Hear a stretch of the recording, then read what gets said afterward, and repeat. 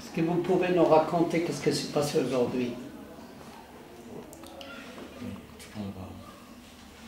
Qu'est-ce qui s'est passé aujourd'hui? Comme d'habitude, on se lève le matin. Un peu fort. Hein. Comme d'habitude, on se lève le matin, on va à la fac. On s'est levé le matin pour aller à la fac. La police, ils sont arrivés. On les appelle les ALIT en question.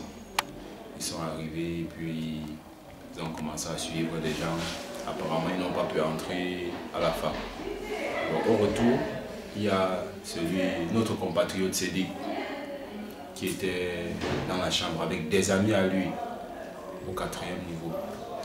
Bon, ils sont entrés, ils ont commencé à bousculer, sortez, sortez, sortez. Lui n'a pas voulu sortir. Ils l'ont poussé du 4e. Il est tombé avec la tête. Il est mort.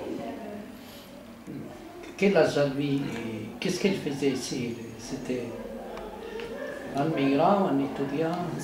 On peut dire, comment dire, je peux vraiment pas vous... C'est pas un problème. Je peux vraiment pas vous expliquer ce qu'il faisait parce que nous tous, chacun, nous avons un but. Quoi. Oui, oui. Nous tous, chacun de nous, nous avons un but. Personne ne connaît ce que l'autre pense. Personne ne connaît ce qui a poussé l'autre à arriver jusqu'ici.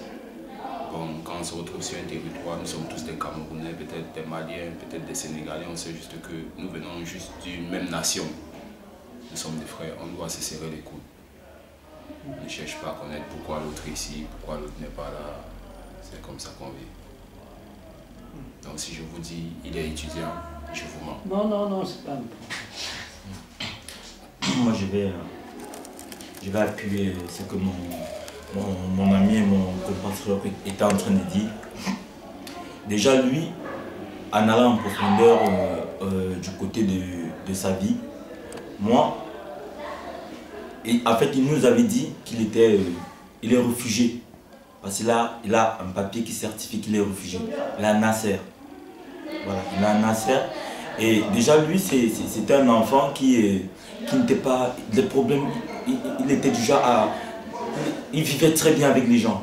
Il n'avait pas de soucis, de problèmes avec les autres.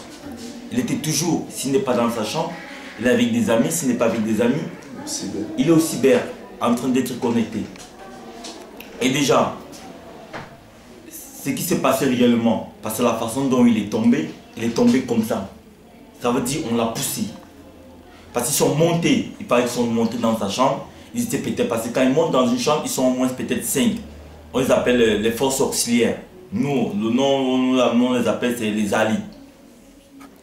Quand ils entrent parfois, ils sont 6 ou 7. Et quand ils entrent là-bas dedans, c'est la violence. Ils ont des matraques, ils frappent sur vous. Et ils vous tirent dehors de force. Est-ce que vous avez eu une expérience avec eux? J'ai eu une expérience avec eux. Plusieurs fois. Déjà, je ne sais pas si je peux développer le sujet en fait. Voilà. Pour développer le sujet, parce qu'il y a certaines choses que nous vivons que les médias ne savent pas, que certains Marocains même ne savent pas. Qu'est-ce que ces gens nous font? Quand ils nous prennent ici, ils nous envoient au refoulement, c'est-à-dire ils nous envoient à Oujda. Quand ils nous prennent ici, ils nous embarquent dans un bus, nous sommes menottés. Menottés, on arrive là-bas, ils nous remettent en cellule. Parfois, on ne mange pas. Et maintenant, de Oujda, ils nous prennent maintenant, ils nous mettent dans une voiture, ils nous remplissent dans une voiture en fait. Ils vont nous laisser du côté de l'aéroport de Oujda. Et quand nous arrivons, ça c'est la police, ça c'est le travail de la police en ce moment. Ça c'est la police. Maintenant, quand la police, en partant nous laisser derrière l'aéroport, ils nous remettent entre les mains des forces auxiliaires, c'est-à-dire les militaires. Ceux qui ont été l'auteur du décès de notre ami, Cédric. Qu'est-ce que vous sentez maintenant avec la mort de votre ami? Nous en avons marre. Parce que ce n'est pas un corps, ce n'est pas 2 corps, c'est au moins peut-être le 3e corps. Nous sommes fatigués, nous sommes traqués nuit, matin, midi, soir, nous sommes traqués partout. On ne peut pas entrer dans une supérette, acheter peut-être de quoi manger. Si, même parfois ils sont en civil, ils viennent nous interpeller en civil, ils nous demandent passeport, papier. S'il n'y a pas, ils t'arrêtent, ils cherchent à t'envoyer au refoulement. C'est comme ça qu'ils font tout le temps. Et quand nous arrivons au refoulement, ils nous remettent entre les forces des alliés. Les alliés maintenant, les forces auxiliaires, ils nous prennent maintenant derrière l'aéroport de Oujda. Ils nous prennent, ils nous font asseoir, en nous disant qu'ils vont aller nous jeter à la frontière de l'Algérie, entre l'Algérie et le Maroc. Ils nous rejettent là-bas. Maintenant, en allant nous rejeter là-bas, ils vont avec nous dans une place obscure. Si nous avons des bijoux, des montres, des téléphones, et ils s'emparent de tout ça. Parfois c'est la violence là-bas en brousse parce qu'il n'y a personne qui peut nous sauver. Ils nous prennent comme ça, ils nous dépouillent. Ils nous prennent tout ce que nous avons. Les téléphones, les montres, si nous avons un peu d'argent, ils prennent tout. Et c'est des gens mûrs. C'est des gens mûrs. Des papas, des parents, des pères d'enfants. C'est des gens mûrs qui nous font ça. Une fois, moi j'ai été victime. Moi qui parle en ce moment, j'ai été victime de ça. J'ai demandé à ce monsieur, à ce militaire que, papa, je lui ai dit, papa, vous avez des enfants comme moi. Pourquoi me faire ce que vous êtes en train de me faire? Vous me frappez, parfois ils nous menacent avec des armes. Ça je le parle à qui veut l'entendre. Ils nous menacent avec des armes. Ils nous font peur avec des armes, ils nous braquent des armes comme ça et nous demandent de sortir tout ce que nous avons, argent, tout, de sortir tout ce que nous avons et de leur donner. Après avoir sorti tout, après avoir pris tout ce qu'ils veulent sur nous, ils nous remontent la route pour remonter vers le Maroc, l'Espagne. Ils nous disent, allez comme ça, Espagne, Michel. C'est ce qu'ils font là-bas, tout le temps à Oujda. Et Dieu merci, cette histoire a un peu cessé. Parce que lorsqu'il y avait des refoulements du côté de Oujda, ça se passait là-bas à tout moment. Une fois que vous avez appris la mort de votre collègue, notre ami, qu'est-ce que vous avez fait? Quand nous avons appris la mort, parce que quand nous sommes arrivés sur place, le corps était là. Nous avons essayé de mobiliser tout le monde. Nous avons mobilisé tout le monde. Nous avons pris une décision, c'est de porter ce corps, montrer aux yeux des Marocains, aux yeux des médias. Avant ça en question. Quand nous sommes arrivés sur les lieux du crime, il y avait 2 policiers en civil. Déjà, il y avait 2 policiers en civil. Bon, les gars, les amis à lui, quand ils sont arrivés, comment on dit, touchés par le décès, ils ont voulu demander qu'est-ce qui ne va pas, qu'est-ce qui ne va pas. Il y a un policier en civil qui s'est tenu, comme ils ont l'habitude de faire le sang chaud, Kawad, Kawad, Nikomo. Et puis c'est comme ça, les compatriotes se sont sentis touchés. Et ils ont repoussé les policiers en civil. Ils sont repartis en courant.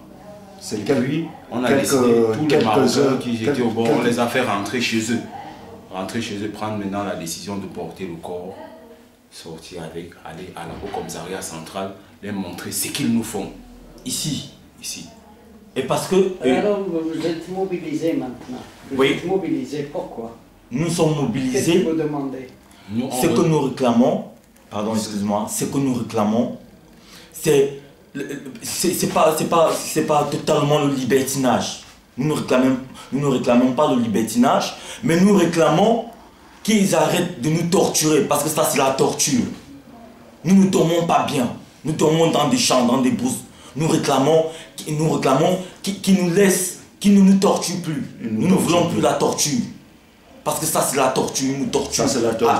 À tout bout de champ, ils nous torturent. Le truc des clandestins, ça n'a pas commencé comme maintenant. Tous les prophètes ont été toujours, ils marchaient, on les envoyait, Dieu les donnait les bonnes nouvelles. C'est dans tous les pays qui marchaient pour propager. Certes, nous sommes les clandestins, mais il faut que le droit de l'homme puisse s'occuper de nous. Intervenir en notre faveur. On en a marre. Chaque fois, on vient, tu as même oublié le point. Là où ils arrivent, ils cassent la maison à Boukalef, ils entrent, s'il y a le téléphone, ils prennent. Oui, ils prennent s'il y a l'argent, ils prennent. Même le savon de toilette. Même ils prennent tout. Ils nous dépouillent. C'est ce que je disais, ils nous dépouillent. Parce que ce que nous réclamons, nous voulons que le monde entier écoute ce que nous avons à dire. Que les ONG, parce que nous ne pouvons pas, nous sommes dans un pays étranger. Et c'est pas tout le monde, on va pas généraliser tout le monde ici de mauvais. On généralise pas tout le monde. Mais ce que les forces auxiliaires nous font, on en a marre. Nous ne voulons plus de ça. Merci beaucoup. Ça va. Je peux ajouter quelque chose? Oui. Bon, là je parle surtout pour l'Union européenne en question. S'il existe vraiment l'Union européenne dans ce monde, Moi, ce que je vais leur demander d'essayer, le président de cette association, qu'il s'asseye, il ferme ses yeux, il imagine, lui, père de Sédic, à sa place, il imagine ce qu'il va ressentir si un Marocain tue son fils, comment dire, tue son fils, comme on l'a fait sur celui-ci sans raison. Il ferme les yeux, il essaie d'imaginer, de se mettre à la place de sa famille et d'essayer de voir cette situation. Pourquoi? Parce que on ne vit pas la liberté. Ils disent qu'on vit la liberté, on ne vit pas la liberté. On vit ce qu'on a, on nous traque comme des chiens. Merci bien. Merci.